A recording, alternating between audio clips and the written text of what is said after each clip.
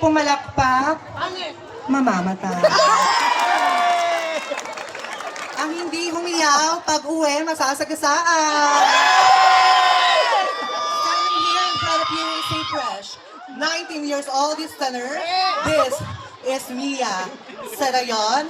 I am proud and humble that I am wearing a Mardi Gras feather inspired from Ati-Atihan Festival all the way from Aklan na nag-iiwan sa inyo ng isang kataga kapag ang nanay niyo ay umuwi ng nakamiti. Tiyak, sumakod yan sa 4-piece. Pero kapag ang nanay niyo ay umuwi ng galit, ay die, natalo yan sa talkies.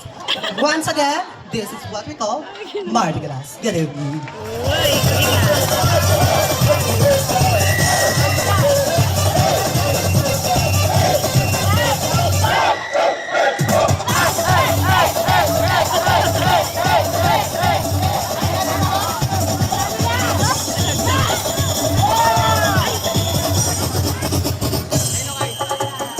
Thank you very much, candidate number 4.